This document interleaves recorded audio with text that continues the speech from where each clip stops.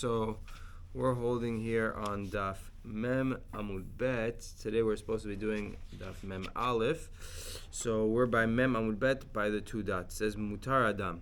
So the Mishnah said a person is allowed to marry, right? Just in this Mishnah on Mem Amud Bet, we said a person is allowed to marry the relative of the tzara of the lady he did chalitza to. So two ladies fell to him for yibum. He did chalitza to one of them. He wants to marry the relative of the other one.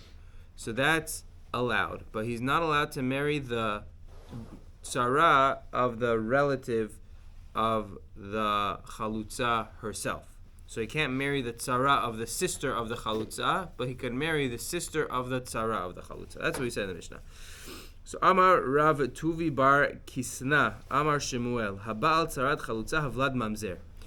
So Rav Tuvi Bar Kisna says in the name of Shmuel something pretty intense. He says that if someone is together with a Tzarat Chalutza, meaning he does Chalitza to one woman, and then he's together with her Tzara, which was his brother's wife at one point, so he says if he has a child, that child is a mamzer, meaning he holds this is an erva deoraita, this is karet, the child is a mamzer.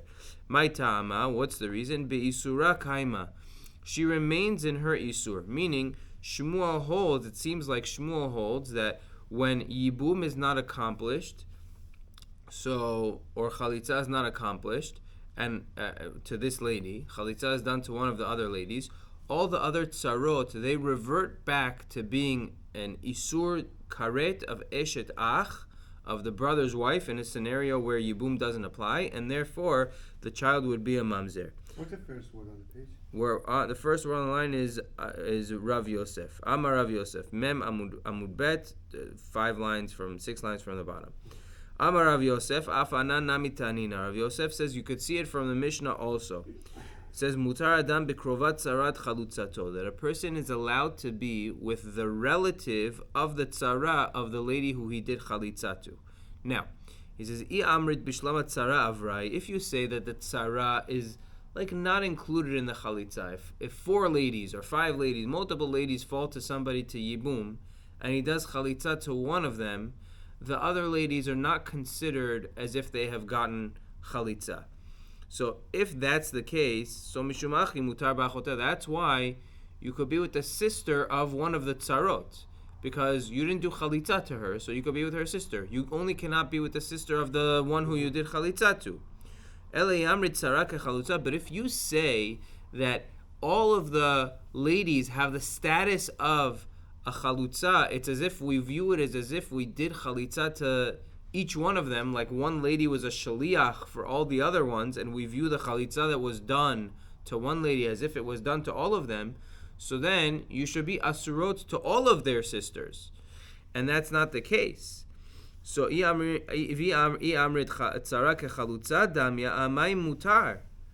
why would it be mutar to be with their sisters? So what do you see? You see that when you do chalitza to one woman, it's only viewed as if the chalitza is done to that woman, and the other ladies, they're not viewed as a chalutza, rather they're viewed as eshet ach, and they revert to being an isur deoraita. Once yibum is not applicable to them anymore, then they revert to being an isur deoraita of isur karet of eshet ach. So the Gemara says, okay, that's a good proof from our Mishnah. Lemeti avitiyuf de Rabbi Yochanan. Dar benhu ben achin ein chayavin ala chalutza karet. So the Gemara says, so why don't we bring this as a tiyufta to Rabbi Yochanan? We had a while ago on in the second parak, I believe, we had Rabbi Yochanan who had it was the first parak. And Machlok Reish Lakish and Rabbi Yochanan, if one of the brothers does chalitza to one of the sisters, what's the status of that brother or a different brother being with one of the wives? With a different one of the wives, with one of the tzarot. So you have 5 brothers and 5 ladies fall to yibum to them, and one brother does chalitza to one of the ladies. What's the status of this brother to be with the other ladies? We had a machlok at Reish Lakish and Rabbi Yochanan. Reish Lakish said that after chalitza, it's as if chalitza happened to all of them, and they all just become a lav. It's not karet, but a lav. And Reish Lakish said, no, it's karet. The chalutza is a lav, but all the other ladies are karet. So the Gemara says, why don't you say, you see from our Mishnah... Why karet? Not, because they revert to being eshet ach. The Rabbi Yochanan says, no, she's a chalutza. Chalutza is a lav for the guy who did the chalitza, and eshet ach is karet. So what's the status of the other ladies who didn't get the chalitza done to them? So Rabbi Yochanan says, no, they're like a lav. It's a lav because one lady is a shaliach for all of them to get the chalitza, and Reish Lakish said, no, they're karet. So the Gemara says, why don't we say from our Mishnah that it's not like Rabbi Yochanan? Lemati avitiyuv the Rabbi Yochanan. This is ben hu ben achin en chayavin lachalutza karet v'lo atzara karet v'lo atzarata karet. So Amal Rabbi Yochanan will tell you it is achot chalutza deoraita. Achot chalutza is not deoraita, meaning achot chalutza is derabanan. To be with the sister of a lady who he did chalitza to is derabanan. So Rabbanan only instituted on the lady that you actually did chalitza to, not on the other ladies who they got some type of chalitza through, one lady being a shliach. That Chachamim didn't gozer on. Chachamim were only gozer on the sister of the lady who actually got the chalitza, not any of the other ones. But in reality, it's true. They all have a din of a chalutza. We're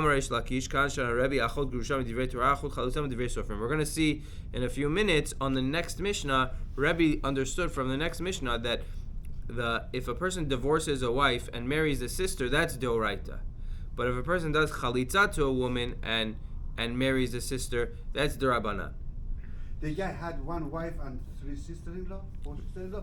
No, the case is that a man had multiple wives. He died, and they all fell. But he does chalitza to one wife. He cannot marry the sister of that wife, but he can marry the sister of the other wife that he didn't do chalitza to.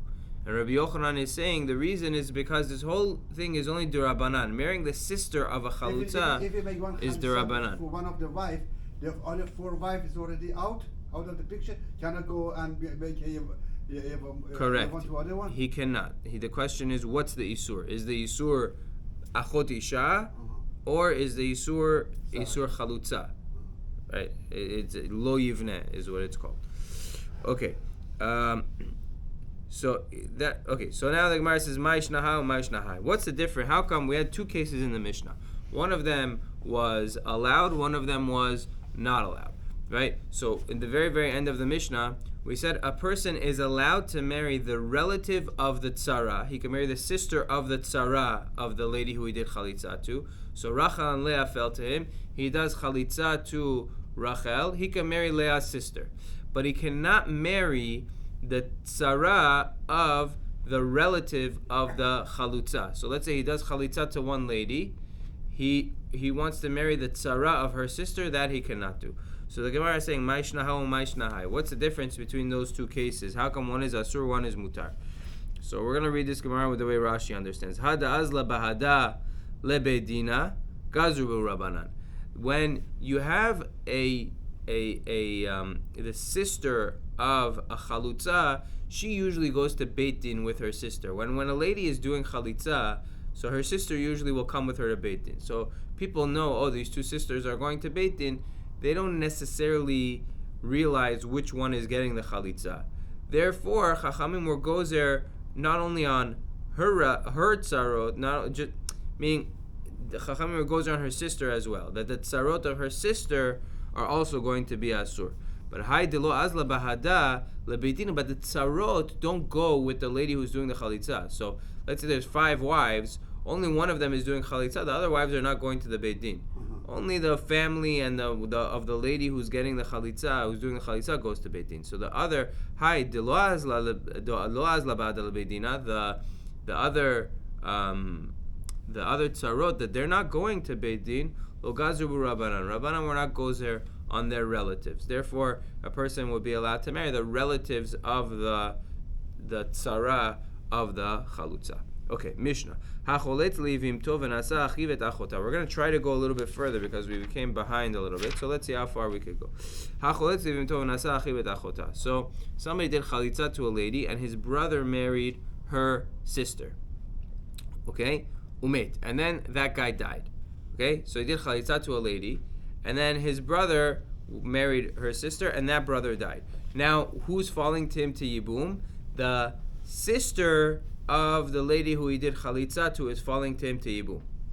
So, choletzet v'lo mityavemet. For that lady, he cannot do yibum because it's a sister of the lady who he did chalitza to. He did chalitza to one lady, and then the sister fell to yibum.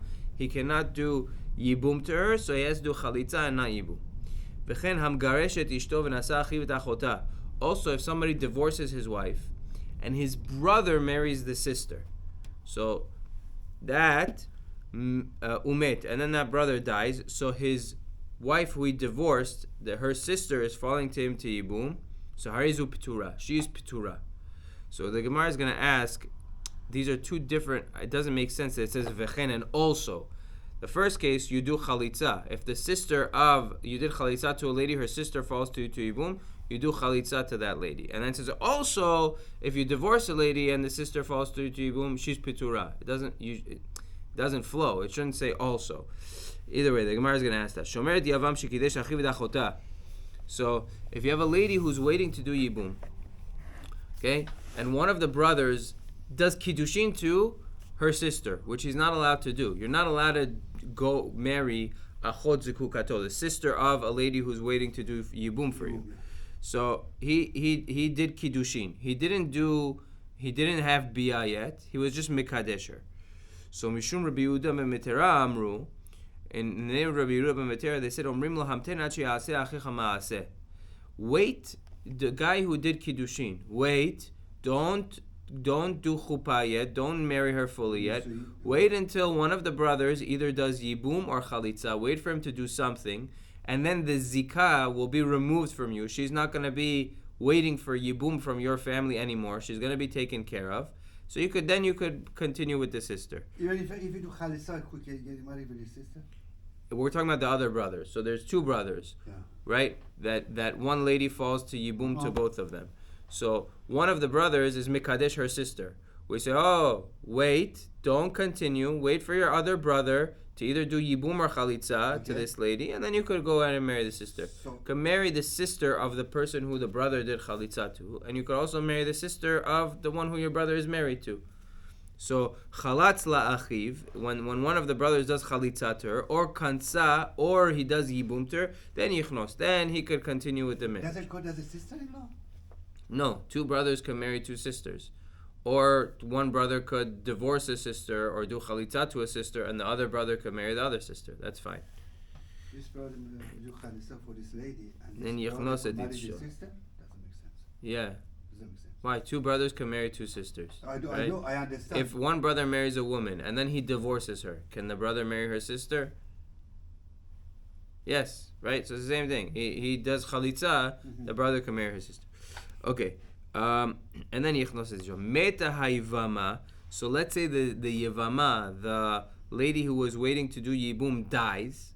So also Yichnos et Ishto, he could also marry his wife because now there's no longer any Zikah. The point is, as long as the Zikah is removed, so then he's allowed to go through with that marriage. Met Yavam. Now what if the other brother dies? So the case is, you have this lady who falls to Yibum in front of Reuven and Shimon. Okay, Shimon, he does kiddushin to her sister. Then that other brother dies. So now that other lady falls only to Shimon to do yibum. Now, what do? He's mikadesh one lady, but she's the sister of the one who fell to him to yibum. So now he's stuck. So he can't be with either one of them. So Yotzi et ishto beget, he has to give a get to the lady who is mekadesh because she is achot zekukato, she's a sister of the lady who has zikah to him. Ve'esh tachiv v'chalitza, and the other one he has to do chalitza because it's the sister of the lady who is mekadesh. So he cannot do yibum to her, he has to do chalitza, or the lady, the sister of the lady who he gave a get to. So therefore he has to do chalitza to her, he cannot marry her. The reason she's not pitura is because she fell before any of this happened. Okay, so my vechen. What does it mean when it says vechen? It says also a lady who gets divorced. That the sister is pitura from yibum. So it says ema aval hamgaresh. should say aval hamgarish, but somebody who divorces a lady and then her sister falls to yibum, she's petura. Okay, Amar Ish Lakish. Kan Shana Rebbe, this is what we read before. Kan Shana Rebbe, Achot Grusham Divrei Torah, Achot Chalutzam Divrei Sofrim. You see from our Mishnah that the sister of a chalutza, of a grusha, if someone divorces their wife and the sister falls to yibum to them, she's petura, because that's isur deoraita, that's isur karet, there's no yibum, no chalitza. But achot chalutza, the sister of a lady who someone did chalitza to, when she falls to yibum, that's an isur derabanan, and that yibum is that she would require chalitza. Okay. So okay, this case was the case where you have a lady who's waiting to do yibum to a family. Okay, there's at least two brothers. She's waiting to do yibum. One of the brothers is mikadesh, her sister. Okay, so he's not supposed to do that. He's not supposed to marry achot zekukato, the sister of the lady who has a zikat. He marries her. He does kiddushin to her sister. Okay, that was the case. So Amar Shmuel halacha kedivrei Rabbi Yehuda ben Betera. Shmuel says halacha is like Rabbi Yehuda ben Betera that said that we tell the guy who did the kiddushin wait for either the other brother to do yibum or chalitza, or if the lady who's waiting to do yibum dies, if in any way the zikah is removed, then you can go through with the relationship with her sister. Now yibayilu meta ishto ma'u bivimto. Following question was asked. Let's say this guy did kiddushin to the sister of the shomeret yavam, and then the sister who he did kiddushin to dies. Okay? Now, is he allowed to go back to the yevama? Is he allowed to be with her? So that's the question. Rav v'Rebbi Chanina damri tarvayu meta ishto mutar bivimto. Rav and Rabbi Chanina, they both say that's allowed. Shmuel v'Rav Asi damri tarvayu meta ishto asur bivimto. Shmuel and Rav Asi, they both say it's not allowed. So Amar Rava, Maita Amad Rav. Rava says, what's the reason of Rav? Mishum dehavai, meaning Rav says it's allowed. Mishum dehavai yevama shehutra v'ne'esra v'chazra v'hutra. Tachzor leheter harishon. Rav will tell you the reason is because this is a yevama that when she first fell, she was muteret, right? First, this lady fell to these two brothers, Reuven and Shimon. Then she was muteret. What happened? One of the brothers was mekadesh, her sister. Oh, now she became asura. That sister died. Yeah. Now she becomes muteret again. So that's what Rav says. She was muteret when she first fell. Then she became asura because the guy was mekadesh, her sister. The brother was mekadesh, her sister. Then the sister died. She's muteret again. So tachzor leheter harishon. She goes back to her original heter. That's Rav's reasoning. And Shmuel says the other way around. Shmuel says that no, once she's asura, and that's it. So Mativ Rav Hamnuna. So Rav Hamnuna asks on this. You're telling me that a lady who falls to yibum, she's muteret. Then she becomes asura, and then she becomes muteret again. She goes back to being her original heter. So Mativ Rav Hamnuna. Rav Hamnuna asks on this. Gimel achin nisuin shtei achayot. So we've had this case before. You have three brothers, married. Two of them are married to two sisters. Okay, so shlosha achin, shnayim mem nisuin shtei achayot. Two of them are married to two sisters. V'achad mufna. One of them is single. He's not married. One of the ones that's married to a sister dies. So now what do you have? You have one sister falling to one brother, because the other brother is married to the sister, so it doesn't fall to him, it falls to the other brother. And the third brother, the single brother, he does ma'amar on this lady. And then the other brother dies, now her sister falls. And then his wife dies. Okay, so now let's just speak out the case. So you have three brothers. Two are married to two sisters.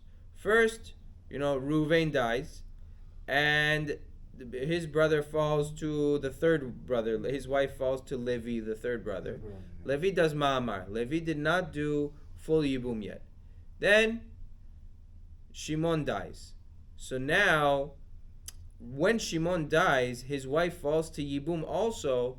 And now you would have to do chalitza to both. You have two sisters waiting for yibum, even though you did ma'amar to one, but you didn't complete it. You cannot get married for both of them. Right. So therefore, you have to do chalitza. You'd have to do chalitza. But then she dies.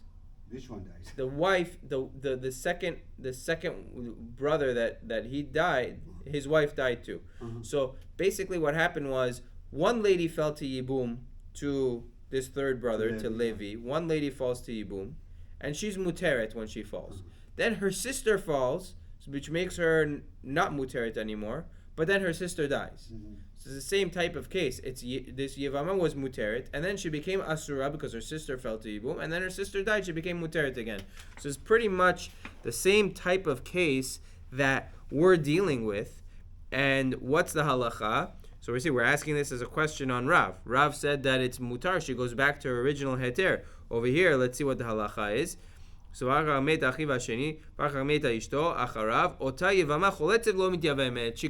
do yibum. She's asura. She has to do chalitza. V'amai asks the Gemara. According to you, Rav, she should go back to her original heter. So ishtik. Rav was quiet. Lebatar denafak. After Rav Hamnuna left, Rav Hamnuna came to ask this question. After he left, Amar Amaylo Amartla. Rabbi Elazar, he said, I should have told her. Well, this is going according to. We should have told her this is the going according to Rabbi Elazar. Rabbi Elazar holds this way that once she becomes asura, she remains asura. But Chachamim argue. So I could have told him, you can't ask on me. We don't paskin like this. This is the opinion of Rabbi Elazar. That's what he should have told him. Rabbi Elazar holds that since she becomes asura one moment, asura alav ulamit, she remains asura. Hadar Amar, then he said, no, I couldn't have said that that's going according to Rabbi Elazar. Why? Rabbi Elazar is talking about a case where she became asura. When she fell to Yibum, she already was asura from beforehand. But when she fell to Yibum as someone who's muteret and then later on became asur, Miyamar, did Rabbi Elazar ever say in that case that she remains asura? So now we're just discussing, can this Rav Hamnuna asked from this Mishnah of three brothers, two of them married to two sisters, that you have a case of a lady who falls to Yibum, she is muteret, and then she becomes asura, she doesn't become muteret again. Meaning she remains asura, even though her sister died, she should become muteret again. We don't say that.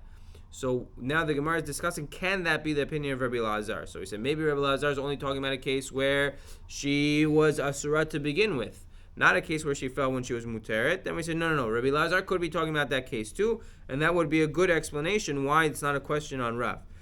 Right? Hadamar in, we said yes. Rabbi Elazar agrees in a case where when she fell, she didn't fall as a complete asura. She fell and she was muteret. V'atan Rabbi Elazar omer meta yivimto mutar beishto. Rabbi Elazar teaches that if in a case where someone was mekadesh, the sister of the yevama, meaning a lady falls to him to yibum, and he's mekadesh the sister. So if meta yivimto, if that yevama dies, mutar beishto, he's allowed to be with his wife. And meta ishto, if his wife dies, so ota yevama choletzet v'lo mityavemet. He has to do chalitza to that yevama. So the case is that's hutra.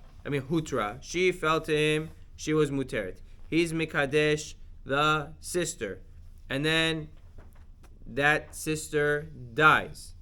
So when he was mikadesh the sister, the yevama fell to him, she was muteret. He's mikadesh her sister, now the yevama is asura. Then that sister dies, now the yevama should be muteret again. But we say no, choletzet v'lo mityavemet. She remains asura. So that's Rabbi Elazar's opinion. So the Gemara says, okay, Lema Shmuel v'Ravasi dam Rabbi Elazar. It sounds like Shmuel and Ravasi are going Rabbi Elazar, that they say that once she becomes asura, even though the reason for the isur is removed, but once she becomes asura, that's it. She doesn't become muteret again. So Shmuel will say like Rabbi Elazar. So the Gemara says, Afilu temek Rabbanan. Shmuel can tell you even like Rabbanan, even though I'm saying that once she becomes asura, she remains asura. Rabbanan of that case would agree to me. Why? Arkan lo kamiflegi Rabbanan alad Rabbi Elazar ela mishum din mifila ve'elach lo mitzar. In the case of Rabbanan and Rabbi Elazar's machloket, she never became asura after having done, after falling to yibum. She was asura beforehand. The case that they're arguing about is, we're going to comment it later in the Masechah, but I'll just explain to you. Okay, the case that they're arguing about is a lady divorced his wife. Okay? Divorce? Yeah, a man, I'm sorry. A man divorced his wife. And, yeah, I know this is 2026, gets to you. Okay, the man divorced his wife, and now once the guy divorces a lady, she's asura on his brothers. Right? You can't, the brother, another brother. Sister-in-law, yeah. So now he took her back, and then he died. So the question is, can you do yibum? Can the brothers do yibum or not? Do we say that, well, once he divorced her, that's it, she's asura on them, and even if he remarries her and does yibum, doesn't matter. Once he divorced her, she became asura and no going back? Or do we say, no, once he took her back, that's machloket chachamim and Rabbi Elazar. Okay? So the Gemara says that maybe chachamim only argue with Rabbi Elazar because over there the isur happened mishum de mifila ve'elach lo mitzar. She never became asura after having fallen to yibum. Lo mitzar alayhu. Aval hacha de itzar afilu rabbanan modu. But in this case, that there was an isur after she had fallen to yibum, maybe rabbanan agree that in this case, once she becomes asura, that's it. She remains asura. Okay, since we're behind, we're just gonna go a drop further. The next Gemara is pretty easy. If we don't have a minyan, if people are not coming by 6:40, then we'll go downstairs. Anyways, downstairs, I think Amidah is like 5:15, so we have some time. 7:15. Sorry, yeah. Okay. Hayvama lo tachlot v'lo tityabem. So Yevama should not do chalitza and not do yibum. Ad sheyesh la shlosha chodashim, until she waits 3 months. Okay, so after her husband dies, before chalitza or yibum, she needs 3 months to wait. Reason is to make sure that she's not pregnant. V'chol shar v'chein kol shar anashim lo yit'arsu v'lo yinasuu ad shiyu lahen shlosha chodashim. Also, any other woman, if she gets divorced or if she has children and her husband dies and there's no mitzvah of yibum, so she has to wait 3 months before she can get married. Echad betulot ve'echad beulot. Whether she's a betula, whether she's a beula, meaning even if she's a betula, she needs to wait 3 months. Echad grushot ve'echad almanot. Whether she's a grusha or an almana, she needs to wait 3 months. Echad nisuot ve'echad arusot. Whether she was married fully, whether she was just an arusa, she just had kiddushin, she never had full marriage before. That's the opinion of the Tanakama. All those ladies have to wait 3 months. Rabbi Yehuda Omer, hanisuot yit'aresu. Rabbi Yehuda says, if she was a nisua, she's allowed to just get engaged. She's allowed to have kiddushin. She can't have bia, but she can have kiddushin. V'ha'arusot, a lady who was never fully married, she was just an arusa, yinaseu, she can get married. Because in those cases, you know who the child is from.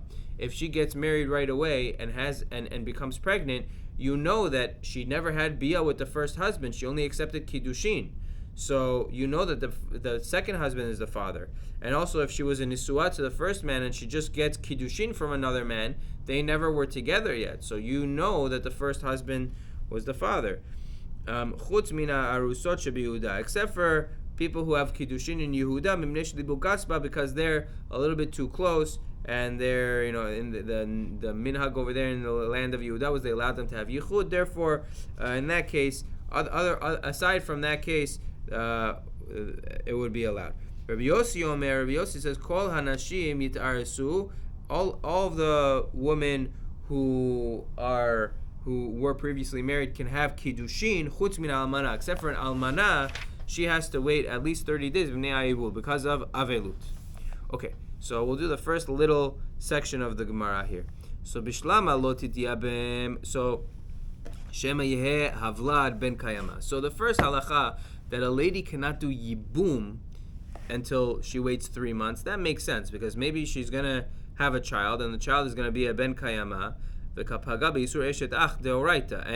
and the guy who's doing the yibum, it's really, there's no yibum here, because really she's pregnant and she has a child who's a living child, and he's going to be with eshet ach deoraita, without a mitzvah of yibum, because she's going to have a child from the first husband. So ela lo tachlot amai. But why can't the guy do chalitza? Let him do chalitza. Who cares? What's the worst that could happen? So the Gemara says, It sounds like this is not like Rabbi Yochanan. Rabbi Yochanan holds that if someone does chalitza to a pregnant lady, it counts as a good chalitza. Over here, it sounds like we have to wait. It sounds like it doesn't count as a good chalitza if you find out she's pregnant. So this sounds like a tiyufta against Rabbi Yochanan. So the Gemara says, Lav mi otvinu Rabbi Yochanan chadazimna. Didn't we already go against Rabbi Yochanan one time? So lema mehanamit have a tiyufta. The Gemara says, okay, but we could at least say that from here also you have a tiyufta. From here also we have a thing against Rabbi Yochanan, a disproof against Rabbi Yochanan. So the Gemara says, lo. No, over here is not a disproof to Rabbi Yochanan. Hacha hainu ta'ama Shem of Vlad ben Kayama, Shem Yehev Vlad ben Kayama. What are we worried about? Why can you not do chalitza according to Rabbi Yochanan? Because we're worried maybe the guy is going to do chalitza and she'll have a child that's a living child. Okay, so if she has a living child, who cares? She doesn't need chalitza. But the problem is people are going to think that she's not allowed to marry a kohen, and you're going to have to go start announcing everywhere. By the way, any kohen who's interested in a shidduch over here, she's really available because she never got chalitza. That chalitza didn't mean anything. She had a baby. So Gemara says, okay, v'nitzracha. So let them make announcements. Who cares? So Gemara says, no. Din la'ika dehavai b'chalitza v'lo hava b'hachraza. Maybe there are going to be people who were at the chalitza and they think that she's a chalutza, and they were not there when it was being announced that she had a baby and the chalitza didn't posel her, and they're going to think that she's pasul from keuna. So the Gemara says, okay, tenach almana. That works for an almana grusha ma'iklim. What if she was already divorced? What if she was divorced from her previous marriage, and then this guy married her, and he died? So do chalitza to her within 3. She's pasul keuna anyway, so why can't you do chalitza to her within 3 months? Meaning, even if she's pregnant, so what? She's going to be Pizul Kuna anyways. So Ma'ikal Meimar. So Mishum de Mafsila Mizonot. Because you're going to cause her to lose out on her Mizonot. For 3 months after the husband dies, the Yevamot is entitled to get Parnasa from her husband's funds. Once Chalitza happens, she's done. So if you do Chalitza within 3 months, we're worried that's going to be taken away. She's going to lose her mizonot, and we don't want that to happen. So therefore, we say no. Wait 3 months. Let her get funding from her husband's money from his assets, and then afterwards you do chalitza. At least give her the 3 months. Don't take that away from her. Don't do it early. So tenach nesua. Okay, that makes sense. If she was married to the husband, that she gets mizonot. But arusa grusha ma'iklam. But what if she's only arusa? So what if she just engaged? Yeah, so she's a divorced lady who got kiddushin from this man and he died. So what's the problem if the guy does chalitza within 3 months? If we're worried about mizonot, well, she doesn't get mizonot anyways because she wasn't fully married to him. She was only accepted kiddushin from him. Why do you have to wait for 3 months if he's not married because of the biyah? Maybe they have a biyah. That's exactly what we're talking about. Why we're talking about chalitza. Right now we're talking about doing chalitza within 3 months after her husband died. Why can't the guy do chalitza within 3 months? So first we said no, because people are not going to realize that if she has a baby and he's really alive, people are not going to realize that she's really muter to kiuna. Right now we're saying if she's only arusa and she's a grusha, so we're not worried that people will think she's pasul to a kohen because she actually is pasula to a kohen. We're not worried that she's going to lose her mizonot because she was only arusa. She doesn't get mizonot anyways. So in that case, Ma'ikla Meimar. So El Mishum de Rabbi Yossi. So the reason is because of what Rabbi Yossi taught. Titania. Ma'aseh de be'adam echad sheba lefnei Rabbi Yossi. So one time somebody came to Rabbi Yossi. Amalei ma'ol lachlos bedoch shlosha. What's the halacha with regard to doing chalitza within 3 months? Amalei lo tachlotz. He said you're not allowed to do chalitza within 3 months after she lost her husband. The Gemara says vetachlotz. Let her do the chalitza.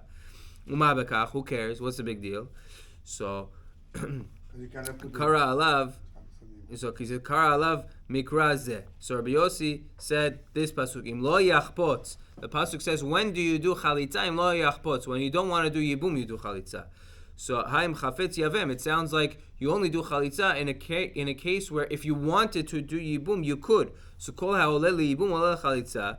Whoever yibum can be done to, chalitza can be done to. In this scenario, yibum cannot be done, chalitza cannot be done. Okay, so we'll stop here in the middle of Mem Aleph Amud Bet. But what we're saying is the reason that you cannot do chalitza within 3 months is because you can't do yibum within 3 months. And in any scenario that you cannot do yibum, you cannot do chalitza. So a lady whose husband died within 3 months, since yibum is not allowed, chalitza is not allowed.